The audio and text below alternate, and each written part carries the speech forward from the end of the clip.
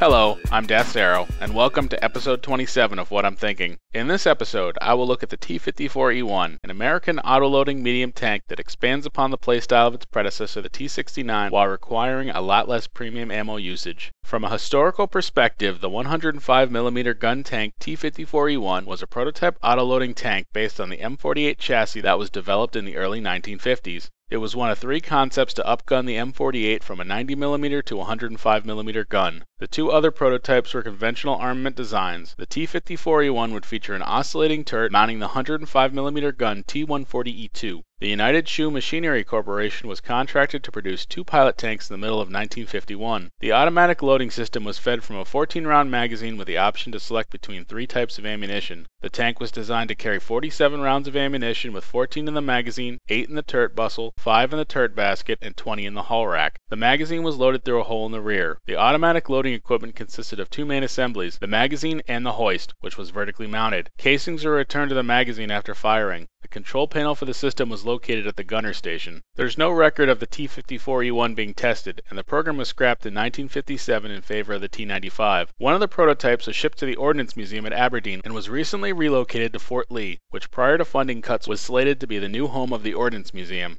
In World of Tanks, the T54E1 is mentioned in the introduction as very similar to the T69, but with one major differentiator, which is the 105mm gun. Much like the T69, the T54E1 has sluggish mobility in comparison to its contemporaries and plays more like a pocket heavy than a medium. While it is an autoloader, it doesn't play like the French autoloaders. What this amounts to is having to use a different set of tactics, since rushing up, dumping a clip, and escaping is going to be difficult at best without taking significant damage unless your target is isolated. The T54E1 does have some benefits that help balance its sluggish mobility. The tank is fairly tall and coupled with 8 degrees of gun depression allows for effective hull-down tactics and terrain abuse. Minimizing exposure to just the turret is rather effective due to the radical angles which will bounce some incoming fire. The hull armor, though, is pretty mediocre, and the tank is subject to a lot of module damage, especially to the tracks and ammo rack. The clip reload time is approximately 33 seconds, which is significantly faster than contemporary French autoloaders like the Lorraine 40T. Although it should be noted that the clip on the 105mm gun is only 4 rounds. The shorter clip reload time, though, is a boon as it minimizes downtime. Planning your reloads is critical to the success in this tank, and with only 4 rounds, you need to be conscious of where your current clip is at all times. Hitting the C key allows you to force reload your clip at any time. You're also unlikely to one-clip full health tanks except for scouts, so that needs to be taken into consideration as well.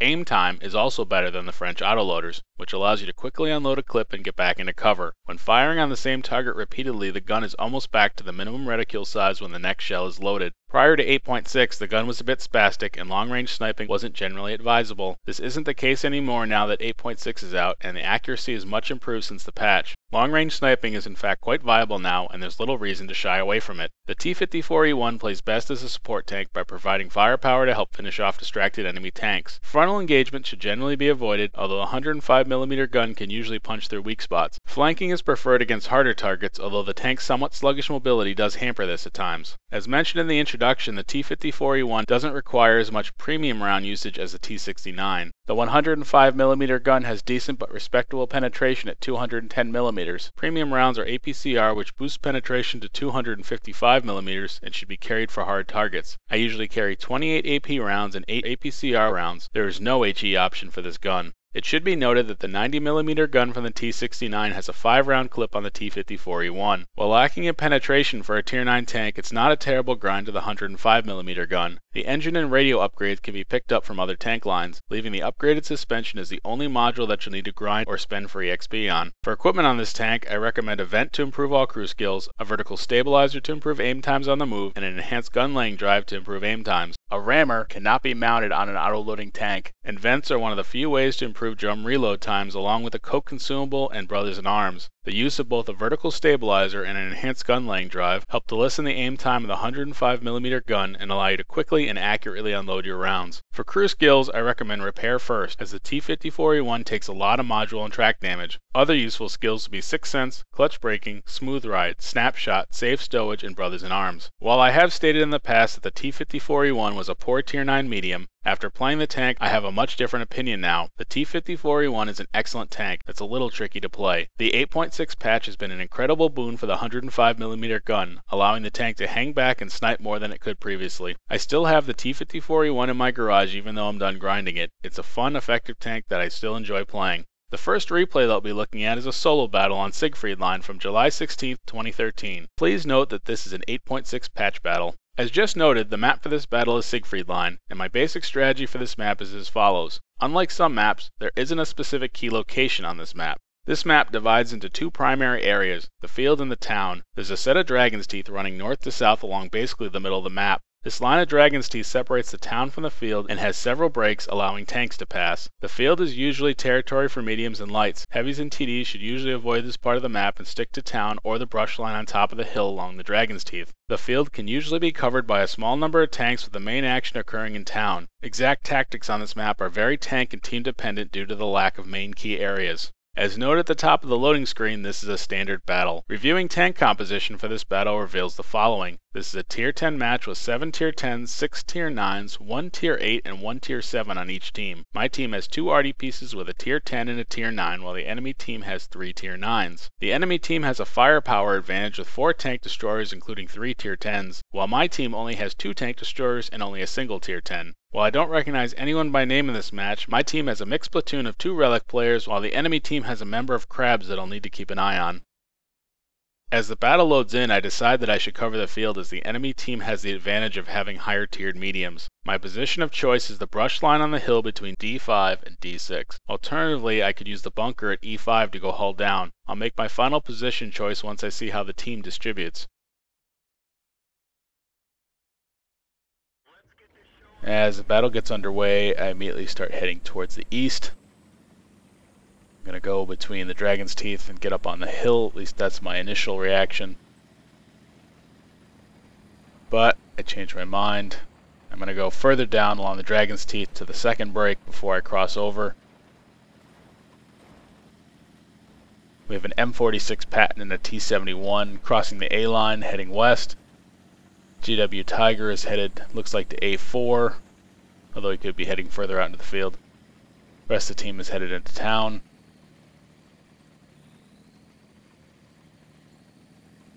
While my initial plan was to climb the hill, I am actually going to start out beside the bunker. Push up a little bit here, see if I can spot something. Our T71 and M46 are pushing up on the other side of the dragon's teeth along the one line. Spot an M48 Patton to my right. Swing my gun over. I've been spotted. I line him up. First shot's critical hit. Second shot does damage. Third round knocks him down. Got a Leopard 1 spotted back at K2. I am reloading. He hits me. I decide I'm going to back out. I'm going to slide behind the bunker, use it for cover. This bunker is rather handy. You can slide all the way back behind it for full cover, or you can use this wing wall here, which slants down, and use it as a hold down position. As my reload's winding down, I'm going to move up, see if I can respot the Leopard. He's back at K1 now. I can just see the top of his turret, barely. I'm going to see if I can line him up. Don't have much of him in sight. I actually bounce off him. Second shot's a miss. Trying to line him up again. Missed that shot. These are some pretty long shots. They're over 600 meters. I force a reload before I use my last shell. Got enemies above me on the 6th row. We've got tanks rotating over to engage them.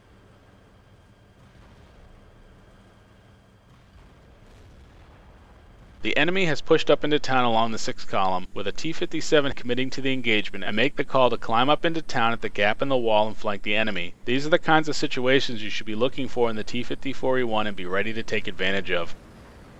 I've been spotted. Lining up the T30, get a hit.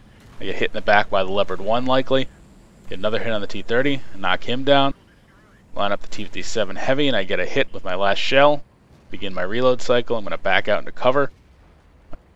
My teammates are dogpiling the T57 now, and they knock him down.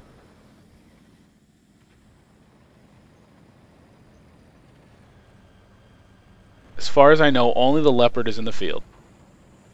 The rest of the enemies appear to be in town. This isn't confirmed, obviously. They could potentially be in cover in the field. Moving up behind our T57 Heavy, spot their GW Tiger. Gonna line them up. Waiting for my reticule to shrink. I missed my first shot. Hit my second shot. And I hit my third shot. Force a reload. Backing out. Notice that the enemy is now pushing the 0 line. I'm going to rotate over and try to help them. The enemy is pushing hard up the 0 column, and I'll need to rotate over as those enemies will soon have a clear shot to our cap. Our arty will likely get wiped out regardless with the Leopard 1 pushing up the 1 column. Going after the enemies on the 0 column is more important with their proximity to cap. This is a slight risk if any of the enemies are paying attention to me crossing by their line of fire, as there are a couple alleys where they could shoot me, but I don't think they're paying attention.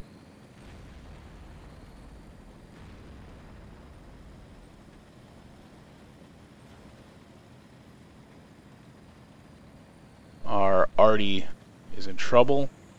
Both of them, actually. I get spotted.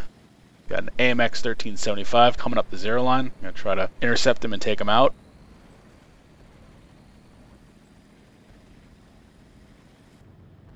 Slow down, line him up, knock him down. Not going to force a reload. We have an enemy on cap. Our IS-7 is also pushing up the hill. AMX 1390 is moving up the C row. So the AMX 50B is the tank on cap. Leopard is now in the corner taking down our GW Tiger. Line up the 50B and I get a hit at the same time as the IS-7 and we take him down. Line up the 1390, I get a hit. Get a second hit. I'm out of shells. Reload cycle begins. I need to keep an eye on that 1390 though and intercept him. Our IS-7 is going to be hard pressed to catch up with him since he has to climb the hill. Our T-30 knocks down the enemy IS-8. Enemy is now down to 4 tanks. We have 5 tanks. 1 tank lead right now. There's the 1390. My reload cycle is winding down. I'm lining them up. Leading my target. My first shot is a critical hit. I knock his track off. Second shot I rush and I miss. Third shot I knock him down. With our base safe and the enemy team whittled down, I can now push up through town. The Leopard 1 was last spotted at A1, but I doubt he's still there. Enemy arty is still a threat, but not much of one without spotting. And there he is at F6. I'm going to rotate over in that direction.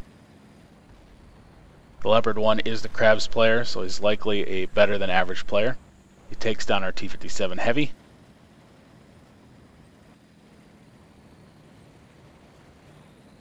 Our T30 is closing in on enemy arty. I don't have any support here against the Leopard 1. Although he's headed back towards cap, I snap my first shot off and miss. He's turned back towards me. Gets a hit on me. I get a hit back on him though. Second hit. Third hit. He's one-shotable now, but I have to reload. I'm down to 4 AP rounds. Back into cover, just dodging the Leopard 1 shot, and our T110E5 comes around the flank and knocks him down. Just a GW Tiger remaining. We don't know where he is. Based on the position of our T30, he's likely out in the field.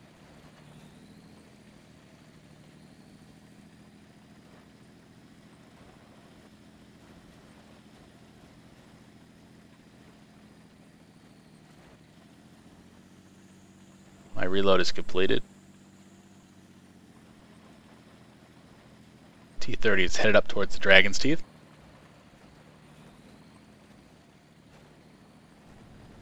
I do head into cap, but I'm not going to cap. The GW Tiger's been spotted where we expected, behind the bunker. See if I can line him up here.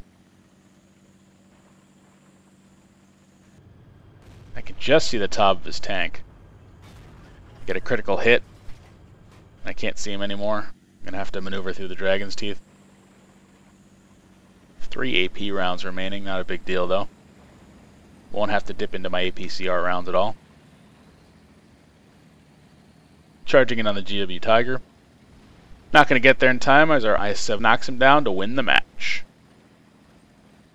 Looking at the after action screens, I destroyed 6 tanks for a top gun, damaged 2 more, hit 20 of 25 shots for 5,428 points of damage, and earned 2,094 experience. It should be noted that credit values are enhanced due to several events taking place at the time of the battle. Overall, I started off this match in a defensive role under the expectation that the enemy would use their superior mediums to push the field. While the enemy mediums did go field, only the M48 pushed and we punished him for being so far up in the field alone. While the Leopard 1 had a superior position, he was too far back to spot anything on his own and he was essentially neutered with the destruction of the M48. When the enemy started to push the 6th column, I took the opportunity to flank in behind them and assist my team in wiping them out. As mentioned in the match, these are the situations you should be looking to exploit in the T54E1. Not long after the enemy started pushing the 1 column, I flexed across the map, arriving in time with our IS-7 to stop the enemy from capping. With our cap now safe and the enemy team whittled down, it was time to mop up the Leopard 1 and the enemy arty. The second replay that we'll be looking at is a solo battle on Erlenberg from July 17, 2013. Please note that this is an 8.6 patch battle. As just noted, the map for the battle is Erlenberg, and my basic strategy for this map is as follows. The key areas on this map are the bridges. While some tanks can ford the river in specific locations, the bridges are the primary way to cross the river. Each team's tanks split spawn with tank destroyers spawning next to one of the bridges. This map can devolve into a camp fest if the teams are passive, and breaking a camp can be difficult as the hilly terrain on each side of the map can hide snipers. It's not uncommon for a team to push one bridge and hold the other early in a match. Stalling that initial rush is important and can usually be done from the hills as there's a lot of open terrain till the next piece of cover. I generally push hard north if I spawn from the west side, but this can be difficult if the enemy team has a lot of tank destroyers. The southern bridge is easier to push but quickly bogs down. From the eastern base, I typically snipe from the hill from behind the buildings at D9, which allows you to stop an early rush from any direction. The western base has a bit of an advantage in this respect. As noted at the top of the loading screen, this is a standard battle. Reviewing tank composition for this battle reveals the following. This is a tier 10 battle with 6 tier 10s on my team and 7 on the enemy team. My team has 4 tier 9s while the enemy team has 3. Both teams have 4 tier 8s. My team also has a tier 6 scout while the enemy team has a tier 7. Both teams have a single tier 10 arty piece. The enemy team has an extra tier 10, which is a big advantage for them. I don't recognize anyone in this match. As the battle loads in, my initial thought is to head to the buildings on the hill at D9 and E9 and start off the battle sniping. This location gives good lanes of fire in all directions and helps stop the enemy from pushing the southern bridge that occurs fairly frequently early in battles on this map.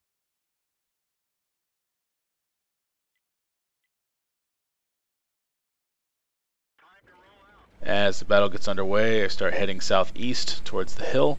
Wait for our T110E5, he backs out of my way.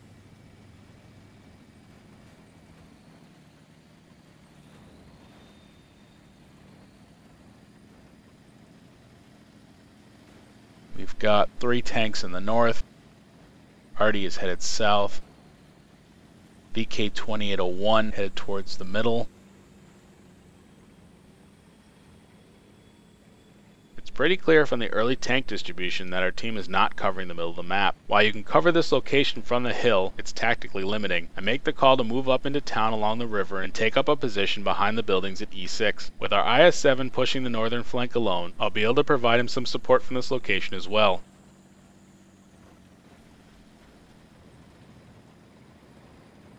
ISU 152 spot on the other side of the bridge.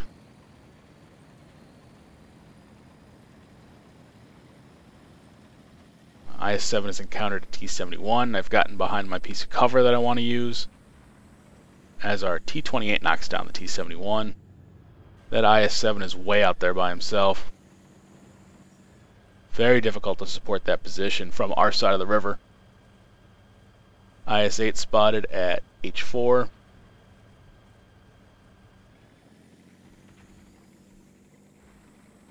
I turn around to see if I can get any shots on the IS-8. Sometimes there are lanes of fire from this location. Decide to knock down this little barrier here, just in case. I get spotted, so I decide to back out a little bit. Got an IS-7 pushing on our IS-7, so I need to turn around and see if I can get some shots on him. 2 IS-7s pushing on our IS-7. He's down to 124 hit points already. He's not going to survive very long. I don't have any shots on the enemy. Moving forward a little bit, see if I can get a beat on them. Our IS-7 gets knocked down, and they disappear. Hopefully our low where T28 can light them up. There's the IS-7. I don't have a shot still. They're behind the buildings, at least from my position. And they're pushing forward. I get a line on one of the IS-7s. I take a shot, and I bounce. Second shot is a miss. Third shot is a miss. And my final round is a hit for damage. Begin my reload cycle.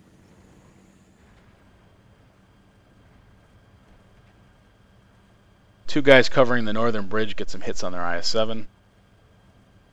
Second IS-7 has disappeared. And he pops back up. I'm still waiting for my reload to complete, but that IS-7 is in the middle. I can try to line him up and settle my crosshair. And he disappears.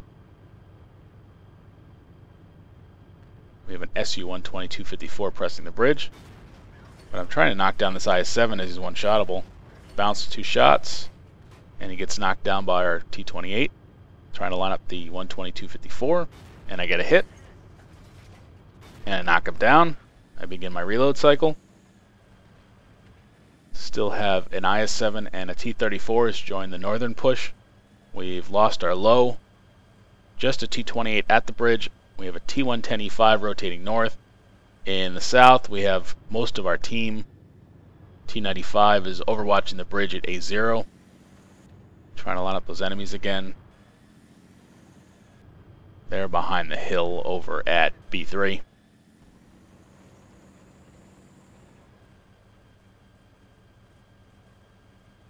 Southern group is pushing pretty hard towards the bridge. They definitely have superior numbers. Trying to move up and see if I can get a beat on these guys in the north. Our T-28 gets knocked down, just leaving our E5. I have noticed there's a T54E1 in the middle by himself.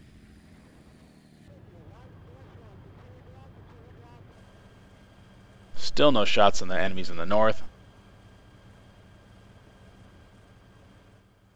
It appears that a lone T54E1 is in the middle on the opposite side of the river. With most of our team pushing the southern bridge, he is likely focused on getting shots on them. I make the call to push across the bridge and take him down. This is a little risky though, as the enemy may have tanks on the hill above their cap, although they are also likely to be focused on the south.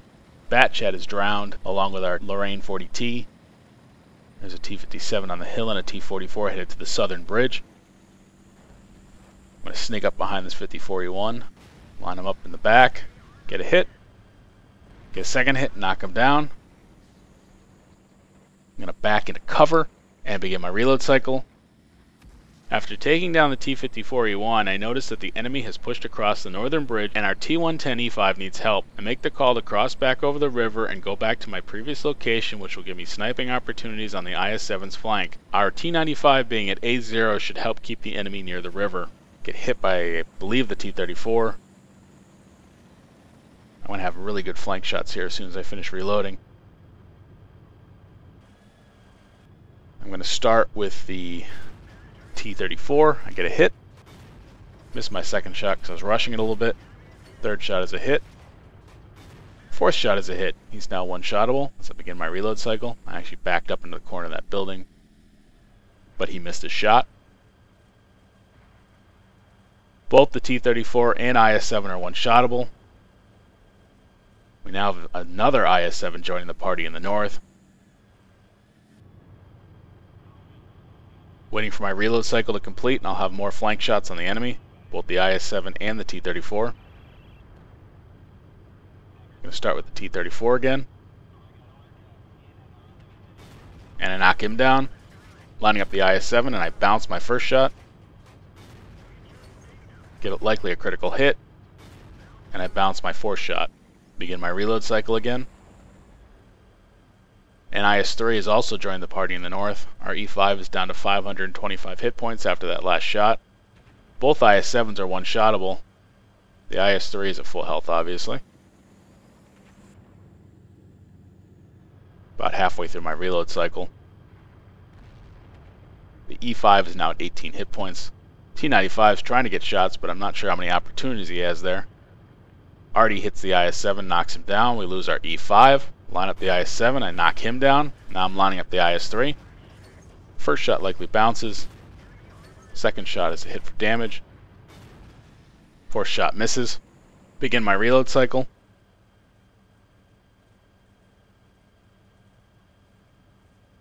I'm down to 6 AP rounds.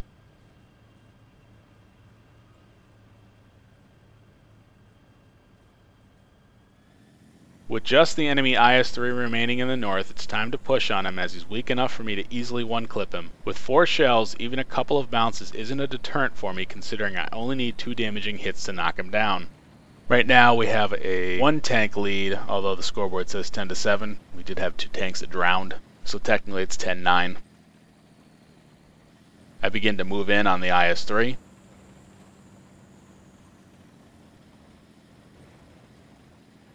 He's going to be careful about how he moves out since he's likely aware that our T-95 is back there supporting this flank. Tiger 2 is also following me. I spot him by likely proximity. He is showing his rear to me. Try to take him from a different angle so he doesn't shoot me, and our T-95 knocks him down. I'm now going to try to maneuver across the northern bridge after I take a quick look to see if I have any shots on anyone in the south, as well as trying to assess the situation. With all these wrecks, it might be a little tight, and I just can't quite get my tank twisted around to get through this gap. I think the IS-3 took it from the road along the river. The northern bridge is essentially blocked, forcing me to go south to the middle bridge to get across the river. I do want to be north right now as the remaining enemies that have been spotted were all last seen in the south. This should allow me to get behind them. I decide to switch to premium rounds. With just tier 10s left, I need to make my shots count, and with 6 AP rounds remaining, there is a possibility that I may forget to switch rounds after I empty my clip, leaving me with just 2 rounds on the next clip.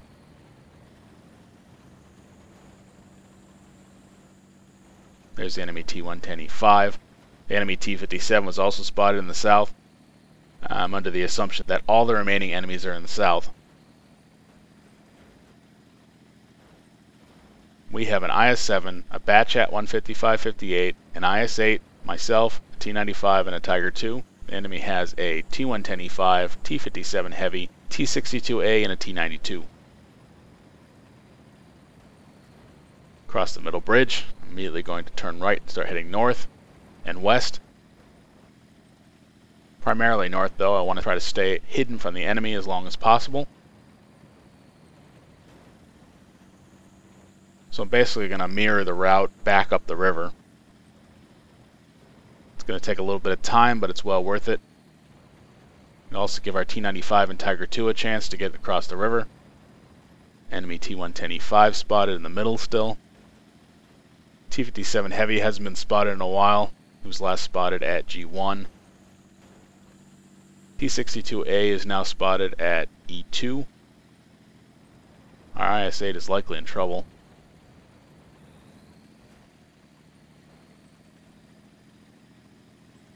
I'm going to start moving up the hill and see if I get some flank shots here. And our Batchat knocks down the T-110E5. Trying to line up the 62A, I spot Artie to my right as well as the T-57 Heavy who gets a hit on my right side. The T-57 Heavy is rotated north, which means I'll be unable to flank the enemies in the south. Being alone means I need to be careful. The T-57 does more damage per shot and reloads faster. If his health was a little lower, I'd be more likely to charge in, but there's pretty much no chance I can take him down with a single clip. I'll need to play cat and mouse, and hopefully our Artie can get a hit in on him for me.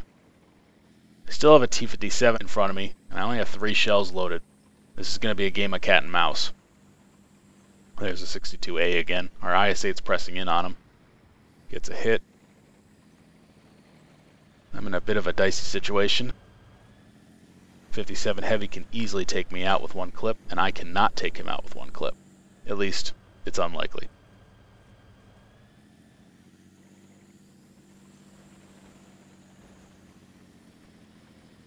And I bounced my shot there. I have 2 rounds remaining. The 57 Heavy is not committing. I do have a Tiger 2 moving up for backup. Artie's dropping rounds on the 57, but he misses. 57 knocks down our IS-7. We now have 4 tanks, including an Artie. The enemy has 2 tanks.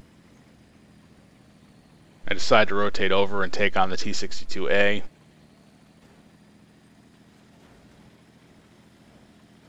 Sort of hanging our Tiger 2 out to dry here, but if I can take out the T-62A and just leave the 57, that's an advantage for us. Looks like I tracked him. My second shot is a hit for damage. He hits me back. I begin my reload cycle.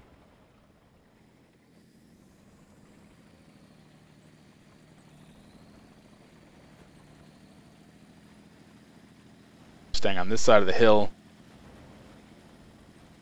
I'm going to maneuver around over by the castle, try to circle around the 62A.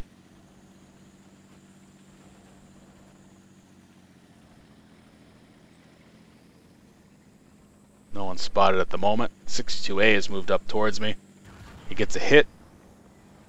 Come around the buildings. Line him up. Miss my first shot. He hits me again and I knock him down. I have 2 shells remaining. The T57 is finally able to take me down, but the damage is already done, leaving him alone. Even though we have a 2-tank lead, this is still a dicey situation. Time is running down, and if the T57 gets a reset or two, it may not be possible to cap out the enemy base before time runs out.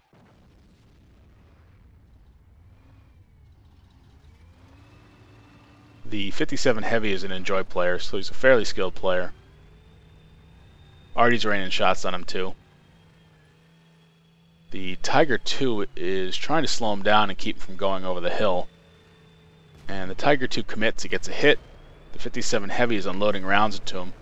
It's a bit of a mistake on his part. He should have saved his rounds for the T95. As the T95 caps out the base and knocks down the T57 Heavy for the win. Looking at the after action screens, I destroyed 5 tanks, damaged 4 more, hit 24 of 28 shots for 4,649 points of damage and earned 2,026 experience. It should be noted that credit values are enhanced due to several events taking place at the time of the battle.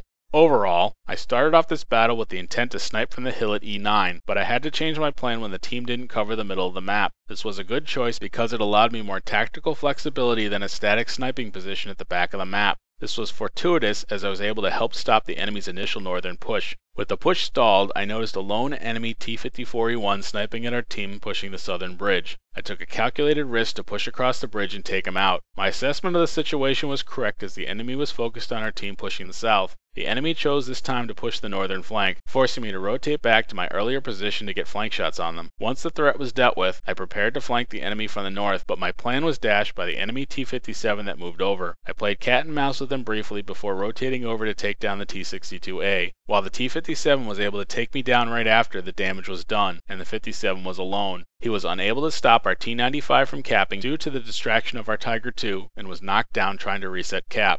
Thank you for watching this episode of What I'm Thinking. Stay tuned for another episode soon. In the next episode, I will take a look at the Centurion Mark 7-1, a British medium tank that's very reminiscent of the American medium line, but with extra room for a full T service.